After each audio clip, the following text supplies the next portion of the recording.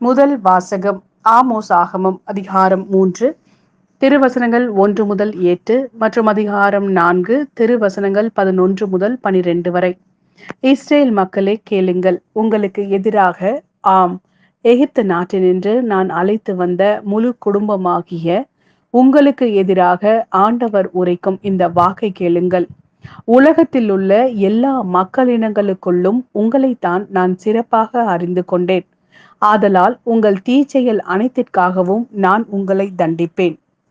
தங்களுக்குள் உடன்பாடு இல்லாமல் இருவர் சேர்ந்து நடப்பார்களோ? இரை அகப்படாமல் இருக்கும்போது காட்டில் சிங்கம் கர்ச்சிக்குமோ?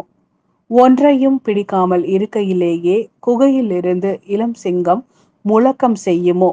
வேடன் தரையில் வலைவிரிக்காதிருக்கும் போதே பறவை கண்ணியில் சிக்கிக் கொள்வதுண்டோ? ஒன்றுமே சிக்காதிருக்கும் போது பொறி தரையை விட்டு துள்ளுவதுண்டோ? நகரில் எக்காலம் ஊதப்படுமானால் மக்கள் அஞ்சி நடுங்காமல் இருப்பார்களோ? ஆண்டவர் அனுப்பவில்லை எனில் நகருக்கு தீமை தானாக வந்திடுமோ? தம் ஊழியராகிய இறைவாக்கினருக்கு தம் மறைபொருளை வெளிப்படுத்தாமல் தலைவராகிய ஆண்டவர் ஏதும் செய்வதில்லை. சிங்கம் கர்ச்சனை செய்கின்றது, அஞ்சி நடுங்காதவர் எவர்? தலைவராகிய ஆண்டவர் பேசியிருக்க இறைவாக்கு உரைக்காதவர் எவர்? சோதோம் கொமோராவின் மக்களை கடவுள் அழித்தது போல உங்களுள் சிலரை அழித்தேன். நீங்களோ நெருப்பிலிருந்து இழுக்கப்பட்ட கொள்ளிக்கட்டை போல் ஆனீர்கள். ஆயினும் நீங்கள் என் பக்கம் திரும்பவில்லை என்கிறார் ஆண்டவர். ஆகையால் இஸ்ரேலே, உனக்கும் இவ்வாறே செய்வேன். இஸ்ரேலே, இப்படி நான் செய்ய போவதால் உன் கடவுளை சந்திக்க தயாராய் இரு. இது ஆண்டவரின் அருள்வாக்கு. இறைவா, உமக்கு நன்றி.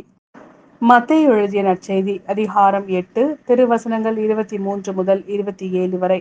பின்பு இயேசு படகில் ஏறவே அவருடைய சீடர்களும் அவரோடு ஏறினார்கள். திடீரென கடலில் கொந்தளிப்பு ஏற்பட்டது.